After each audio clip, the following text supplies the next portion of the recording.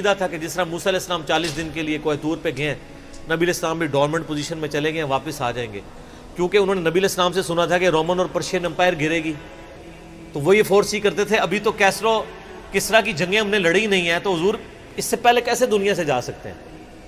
لیکن اللہ نے تو آپ کو پروفٹ بنوانا تھا نا، کہ آپ کے جانے کے بعد فتوحات کروانی تھی، تاکہ پتہ چلے کہ پیچھے اللہ کھڑا ہے۔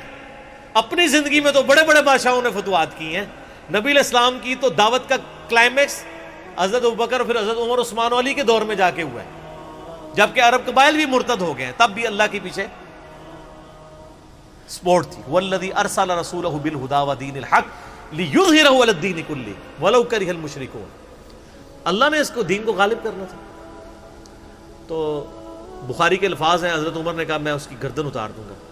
حضرت ابوبکر آئے، انہوں نے حضرت عمر کو دیکھا، اگنور کر کے سیدھا حجرہ عائشہ میں گئے، نبی علیہ السلام کے مبارک کفن کو ہٹا کے آپ کے ماتھے پہ بوسہ دیا اور کہا یا رسول اللہ آپ پہ 2 موتیں جمع نہیں کرے گا، ایک موت تو سب کے نصیب میں ہے، اب تو ہمیشہ کی زندگی آپ کو اللہ نے آخرت کی دے دی ہے۔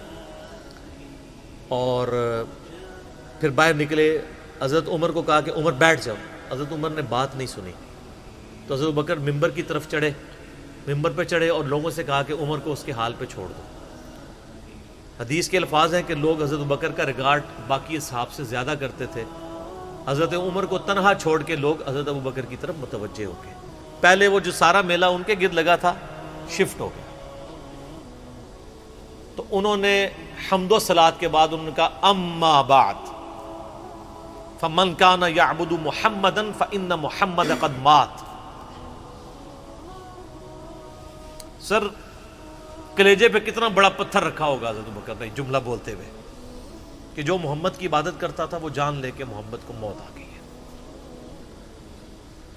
ومن کان یعبد اللہ، اور جو اللہ کی عبادت کرتا ہے وہ جان لے ان اللہ حی لا یموت، اللہ زندہ ہے، اللہ کو کبھی موت نہیں آئے گی۔ کیا توحید کی تعلیمات ہیں!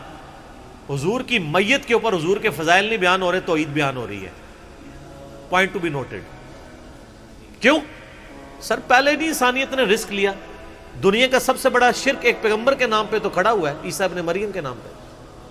نبی علیہ السلام کو عیسیٰ ابن مریم نہیں اللہ نے بننے دیا۔ ایسے تربیت یافتہ وہ صحابہ جو کل تک آپ کے وضو کا پانی نیچے نہیں گرنے دے رہے تھے، آج وفات پہ کھڑے ہو کے فرضی خطبہ دے رہے ہیں۔ جو محمد کی عبادت کرتا تھا جان لو محمد کو موت آ گئی ہے، جو اللہ کی عبادت کرتا تھا جان لو اللہ زندہ ہے۔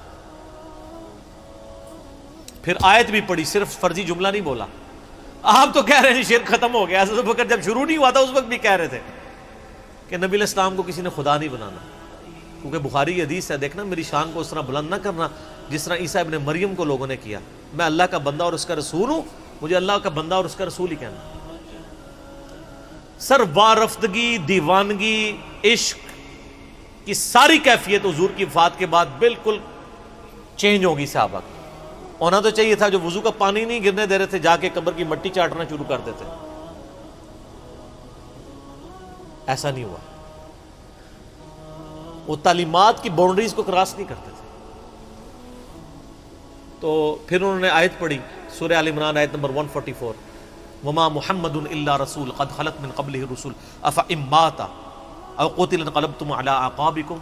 محمد تو نہیں مگر ایک رسول ہی، اگر یہ فوت ہو جائیں یا دین جو جنگ میں قتل کر دیے جائیں، شہید ہو جائیں، کیا تم دین سے الٹے قدم پھر جاؤ گے؟ جو کوئی دین سے الٹے قدم پھیرے گا اللہ کا کوئی نقصان نہیں کرے گا اور اللہ ثابت قدم رہنے والوں کو جزا دے گا۔ پھر سورہ الزمر کی آیت نمبر 30 پڑھی، انک میت وانہم میتون۔ اے نبی تمہیں بھی مرنا ہے اور ان کو بھی موت آنی ہے، تمہارے مخالفین کو، پھر تم اللہ کے حضور جھگڑو گے، اللہ تمہارا فیصلہ کرے گا۔ یہ سیدنا ابوبکر کی حضور کی وفات کے وقت استقامت تھی۔ پھر جھگڑا کھڑا ہو گیا حضور کو دفنانا کدھر ہے؟ جامعہ ترمذی میں حدیث ہے، سیدنا ابوبکر کہتے ہیں کہ میں نے نبی علیہ السلام سے یہ بات سنی تھی کہ اللہ اپنے پیغمبر کو وہیں پہ موت دیتا ہے جو اس کے لیے سب سے پسندیدہ جگہ اللہ کے نزدیک ہوتی ہے۔ تو حضور کی جو چارپائی ہے نا اس کے نیچے ان کی قبر کھودو، وہاں پہ اللہ نے ان کو موت دی۔ پہلے صحابہ میں رائے نہیں طے ہو رہی تھی کہاں دفنانا۔ پھر سنن نسائی الکبریٰ کے اندر پورا وفات النبی چیپٹر ہے، سنن ابن ماجہ میں بھی موجود ہے کچھ حصہ اس کا۔ پھر لوگوں نے پوچھا کہ نبی علیہ السلام کا جنازہ ہوگا؟ انہوں نے کہا ہاں ہوگا۔ اسی طریقے سے تکبیر کہو اور سورہ فاتحہ اور اس کے بعد درود شریف اور اس طریقے سے 4 تکبیرات پڑھو. لیکن ایک فرق تھا کہ نبی علیہ السلام کو پروٹوکول صحابہ نے دیا ہے کہ آپ کی جو جنازے کی نماز ہے نا وہ جماعت کے ساتھ نہیں ہوئی. صحابہ نے یہ پروٹوکول دیا کہ حضور کی میت کی موجودگی میں بھی کوئی شخص امامت نہ کروائے. حجرے میں ایک طرف سے لوگ داخل ہوتے تھے, اکیلے اکیلے جنازہ ادا کرتے تھے. وہ ڈیٹیل میں آتا ہے, 2-3 دن تک جنازہ ہوتا رہا. پہلے یعنی مرد داخل ہوئے, اس کے بعد بچے, غلام, پھر عورتیں, اس طریقے سے سب نے جنازہ پڑھا. ظاہر ہے 1 لاکھ سے زیادہ لوگ تھے جنازہ پڑھنے والے. اس موقع پہ بھی سیدنا ابوبکر کی آپ استقامت دیکھیں.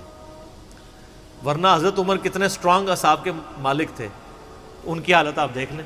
جب ضرورت پڑی ان کے مضبوط اصحاب کی تو کولیپس کر گئے. ابوبکر ہی کھڑے ہوئے ہیں, تو حضور کو پتا تھا نا میں نے مصلی پہ کسے کھڑا کرنا ہے. اور بخاری میں الفاظ ہیں, جب مصلی پہ کھڑا کیا آپ فرمایا ابوبکر کے علاوہ سارے دروازے بند کر دو, صرف ابوبکر کے گھر کا دروازہ جو مسجد کی طرف کھلتا ہے, جو مسجد کا دروازہ ابوبکر کے گھر کی طرف ہے وہ کھلا رکھو, باقی سارے بند کر دو. تو نبی علیہ السلام کو یہ پتا تھا کہ کس لیول کا کس بندے کا یعنی ایمان ہے, اس کے اعصاب ہیں. اور بخاری کے الفاظ ہیں, جب حضرت ابوبکر نے خطبہ دیا, حضرت عمر کہتے ہیں میرے پاؤں میرا بوجھ نہیں اٹھا سکے, اور مجھے یقین آ گیا کہ حضور فوت ہو چکے.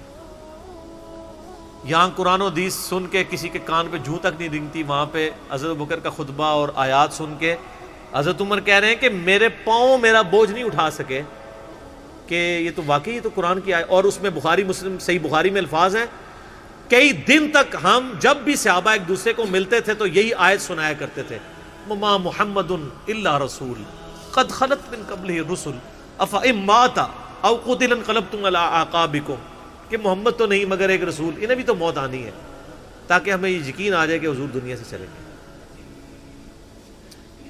تو یہ صحابہ کرام علیہم رضوان کی نبی علیہ السلام کے ساتھ عقیدت تھی. اور سیدنا ابوبکر آپ کو بالکل صف اول میں نظر آئیں گے, ٹاپ آف دا لسٹ, معاملات کو ہینڈل کرنے میں, چیزوں کو بالکل من و سنت کے مطابق ڈھالنے میں, اور ہر معاملے میں رجوع لانے کے اوپر, اور اہل بیت کے ساتھ کمٹمنٹ کے اوپر, ہر مسئلے میں آپ کو حضرت ابوبکر صدیق کی قربانیاں ٹاپ آف دا لسٹ نظر آئیں گی. تو بات کہاں سے کہاں شروع ہوئی, فی البدی. میں تو اور گھنٹوں بول سکتا ہوں, مجھے اتنی حدیثیں یاد ہیں یہ فضائل کے اعتبار سے. آخر میں اصول برکت کے لیے میں وہ حدیث بیان کروں گا جو میں اکثر بیان کرتا ہوں.